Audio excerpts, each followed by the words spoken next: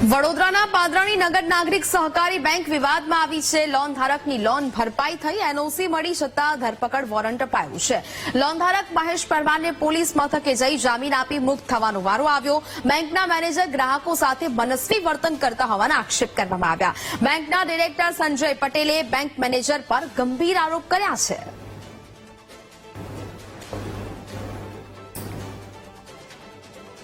મારા ધ્યાનમાં આવતા માજી મેનેજરના ગેરરીતિઓ બાબતે મેં અનેક ફરિયાદો કરેલી છે।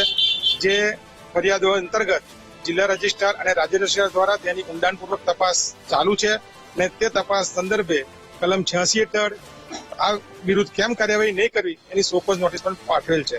બેંકના ઉમદા કાર્ય માટે છેલ્લા પાછલા ટાઈમથી એક નવા મેનેજરની નિયુક્તિ કરી હતી। નવા મેનેજરને હોદ્દો મળ્યા બાદ મનગઢત અને મનસ્વી નિર્ણયો લઈને બેંકના ગ્રાહકોને નુકસાન પહોંચાડી રહ્યા છે।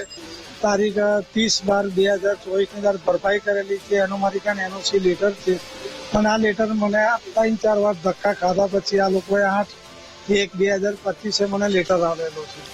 તારા પછી મારી જોડે 29/1/2025 ને દિવસે બેંકે દાવો ઠોક્યો મારી જોડે, તો એ મારું પકડ વોરંટ કાઢવામાં આવ્યું છે। તે મને 21/3/2025 ના રોજ પોલીસે મને પકડેલો છે કે હું લઈને પોલીસ સ્ટેશનની અંદરથી જામીન આપીને હું છૂટેલો છું બહાર। ત્યાર પછી મેં બેંકની અંદર આનાકાની કરવા મળ્યા, આનું કોઈ એ ઇસ્યુ જ નહોતો કે આ લોકોએ શું કર્યું મને ખબર જ નથી।